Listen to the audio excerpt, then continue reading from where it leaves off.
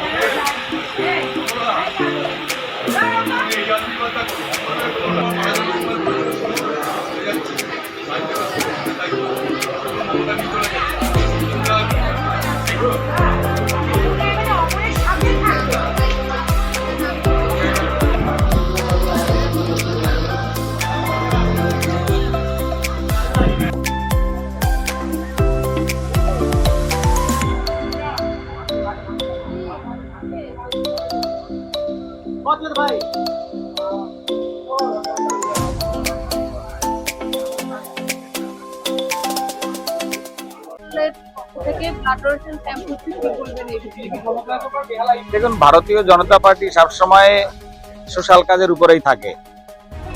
আজকে আমাদের বেহালা পশ্চিম মন্ডল 2 এর তরফ থেকে যে ব্লাড ডোনেশন ক্যাম্প হয়েছে, সেই ক্যাম্পে আমি এসেছি। এখানে একেবারেই স্বেচ্ছায় রক্তদান শিবির, মানে যেটা এতদিন হতো গিভ অ্যান্ড টেক পলিসি, আমরা সেই পলিসির বাইরে। আমরা যারা ব্লাড স্বেচ্ছায় দেবে তাদেরই এখানে ব্লাড নেওয়া হচ্ছে। এবং আপনারা জানেন যে গরমের সময় এই ব্লাডের একটা ক্রাইসিস দেখা দেয়। সেই সময়ে আমাদের এখানে যিনি মন্ডল সভাপতি আছেন এবং এখানে যে শক্তিকেন্দ্র প্রমুখ আছে জয়প্রকাশ, তাদের তত্ত্বাবধানে এখানে যে ব্লাড ডোনেশন ক্যাম্প হচ্ছে, সবাই এসছে, এখানে প্রচুর লোক ব্লাড দিয়েছে। সবাইকে অসংখ্য অসংখ্য ধন্যবাদ যে এই গরমের টাইমে এরকম ধরনের একটা অ্যারেঞ্জমেন্ট করার জন্য। এবং আমি ধন্যবাদ জানাবো যে যাদের থ্রুতে, যে সংস্থার থ্রুতে আমরা এই ব্লাডটাকে আমরা ডোনেট করছি, মানে নেওয়া হচ্ছে, তাদেরকে অসংখ্য ধন্যবাদ জানাবো যে তারা এই গরমের সময়ের মধ্যেও তারা এসে আমাদের ছেলেদের সঙ্গে সহযোগিতা করে আমাদের হয়ে সেই কাজটি তারা করছে।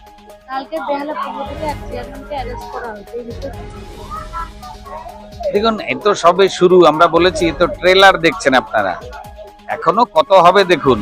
তো 1 জন 2 জন 3 জন চলতে থাকবে শেষ পর্যন্ত। আগামী পুরসভার আগে পর্যন্ত কজন বাইরে থাকে সেটা দেখুন। এতদিন ধরে যে দুর্নীতি করেছে, যে লোকটা পেপার বিক্রি করতো, সে আজকে 1000 কোটি টাকার মালিক হয়েছে। একজন কাউন্সিলর 1000 কোটি টাকার মালিক, কোথা দিয়ে হলো, কোথা দিয়ে হয়েছে এগুলো? তাহলে এই বিষয়গুলো তো আসবে সামনে। আমরা তো বলেছি নির্বাচনের আগে যে আমরা প্রত্যেকের যে দুর্নীতি, সেই দুর্নীতির শ্বেতপত্র আমরা প্রকাশ করব। হবে, সবাই শুরু। এই প্রথম রক্তদান শিবির কি বলবো?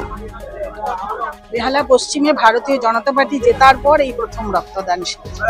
এর আগে রক্তদান শিবিরে আমরা এত স্বতঃস্ফূর্ত ভাবে করতে পারিনি, কারণ কোনো ক্ষেত্রে আমাদের পারমিশন দেওয়া হতো না। কোনো ক্ষেত্রে পারমিশন দিলেও আমরা বিভিন্ন পারিপার্শ্বিক অবস্থা, যেখানে আগে যেমন টিএমসির বিভিন্ন ছেলেরা ঘোরাঘুরি করতো, যার ফলে আমরা স্বতঃস্ফূর্ত ভাবে সেইভাবে করতে পারি না। তবে আজকে আমরা স্বতঃস্ফূর্ত ভাবে করতে পারছি, এটাই আমাদের একটা পাওয়া।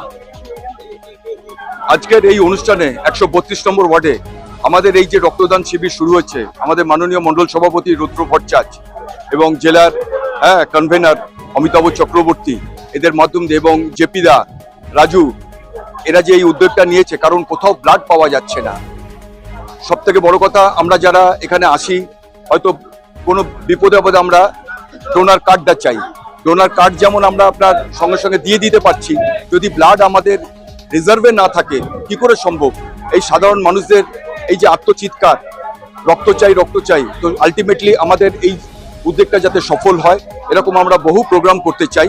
হ্যাঁ, আর আজকের এটা যে আমাদের সফল হয়েছে, এটা আমাদের মাননীয় প্রধানমন্ত্রী নরেন্দ্র মোদীজির উৎসাহে এবং আমাদের মাননীয় মুখ্যমন্ত্রী শ্রী শুভেন্দু অধিকারী এবং শ্রমিক ভট্টাচার্যের ইয়েতে।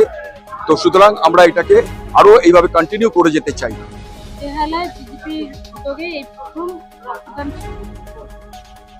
বেহালা পশ্চিমে মন্ডল 2 এর পক্ষ থেকে আজকের এই যে ব্লাড ডোনেশন ক্যাম্প চলছে, এখনো পর্যন্ত চলছে। বহু রক্তদাতা রক্ত দিয়েছেন, আরো আসছেন, তারা ফোন করেছেন, তারা দিচ্ছেন। রক্ত সবসময় জানবেন একটা গুরুত্বপূর্ণ ভূমিকা পালন করে। আমরা এটা দেখেছি, অনেক মুমূর্ষ ব্যক্তি জনর ব্লাড পায় না, তাদেরকে ব্লাড দেওয়ার ব্যবস্থা এটা করেছে আমাদের এক ভাই জেপির উদ্যোগেই হয়েছে। সাথে আছে আমার মন্ডল প্রেসিডেন্ট, মন্ডলের জিএস, এনারা আছেন। সবাই সংঘবদ্ধভাবে আজকের এই প্রোগ্রামটা নিয়েছেন।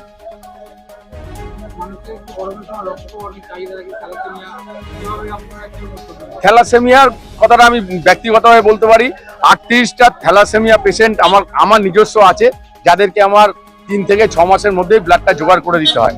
তো আমি যদি সেরকম মনে করি তাহলে এখান থেকে আমরা ব্লাডটা কালেকশন করতে পারবো। আজকে এখানে যে রক্তদান শিবির কতজন মানুষকে নিয়ে আয়োজন করা হলো? এখনো রক্তদান শিবির চলছে। এই মুহূর্তে আমাদের প্রায় 30-এর ওপরে 50 জন কাছাকাছি রক্তদান দেওয়া হয়ে গেছে। আরো আমাদের এখনো প্রায় 1 ঘন্টার উপরে চলবে রক্তদান শিবির। তো আমরা আশা করছি যে 60-70 জন মতো রক্তদানের হবে এই মুহূর্তে এখান থেকে দাঁড়িয়ে। আর আমাদের সাংগঠনিকভাবে সবাই এখানে হেল্প করেছে, প্রত্যেকেই পাশে এসে দাঁড়িয়েছে। কাজটা মহৎ কাজ এবং সেখানে সবাইকে পাশে পেয়ে আরো বেশি ভালো লাগছে।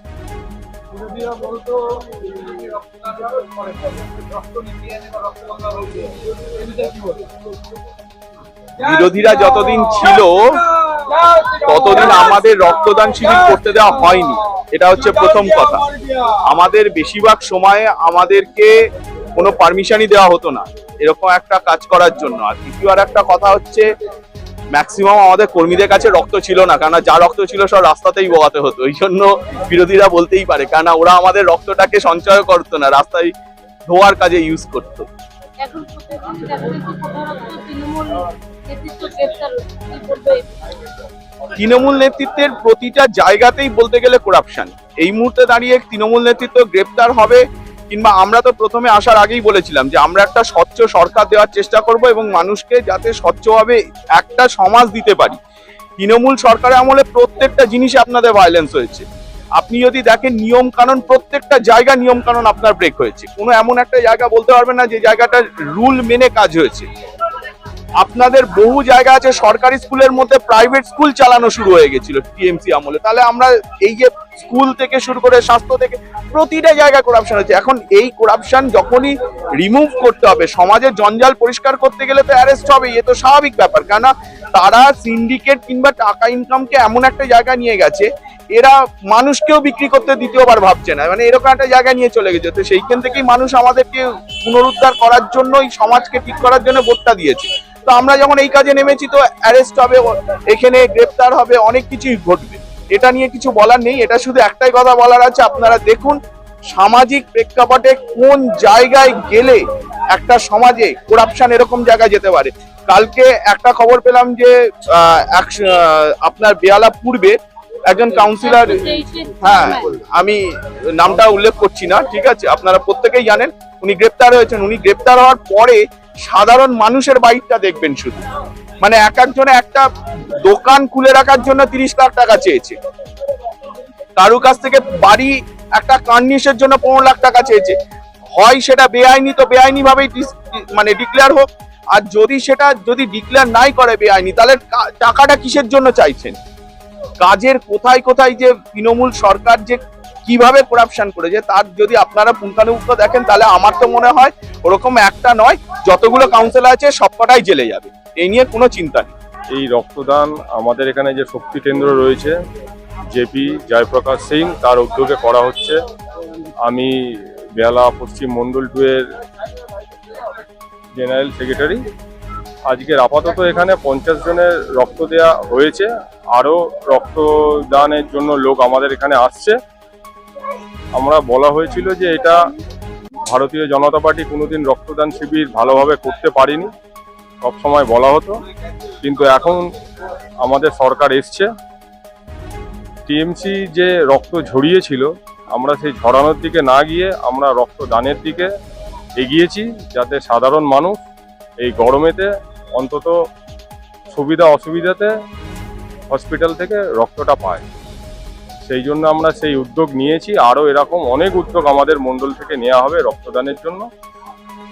সকল মানুষের কাছে একটাই আবেদন যে আমাদের এই রক্তদান শিবিরগুলোতে রক্ত দিয়ে সাধারণ মানুষের পাশে এসে দাঁড়ানোর জন্য আমি আহ্বান করছি। আমার নাম রাজু প্রামাণিক, আমি বেয়ালাম পশ্চিম মন্ডল 2 এর জেনারেল সেক্রেটারি। ব্লাড আমি এই নিয়ে প্রথমবার নয়, এইটা আমার 40তম ছিল। এটা আমার কাছে বহুত বড় অ্যাচিভমেন্ট কি 39 কমপ্লিট করে 40তে আমি আমার ভারতীয় জনতা পার্টির এই শক্তি কেন্দ্র প্রমুখ জেপি সিং এবং এখানকার বুথ সভাপতি সন্তোষ সিং এর প্রচেষ্টা এবং 4টে বুথের প্রত্যেকটা মানুষকে অনেক অনেক ধন্যবাদ। তাদের মাধ্যমে আজকে এই ব্লাড ডোনেশন এত সুন্দরভাবে করেছে, তাতে প্রচুর মানুষ অলরেডি 10-15 জন হয়ে গেছে 1 ঘন্টার মধ্যে, আরো আসছে, বাইরে লাইনে লোক অনেক দাঁড়িয়েও রয়েছে এবং সুন্দরভাবে ভারতীয় জনতা পার্টি যেভাবে এই গরমে মনুষ্য রোগীদের পাশে থাকছে এই ব্লাড দিয়ে, আর আমরা এতে ব্লাড দিয়ে আমরা যথেষ্ট খুশি। আরো এরকম হলে আমরা আরো বিভিন্ন জায়গায় 3 মাস তো রক্ত দিতে পারবো না, 3 মাস পরে আবার যদি ভারতীয় জনতা পার্টির কোথাও প্রোগ্রাম হয় সেখানে আবার রক্ত দিতে আমরা এগিয়ে যাবো। আমার নাম হচ্ছে অমর দাস, এই শক্তি কেন্দ্রের আমি লিডার।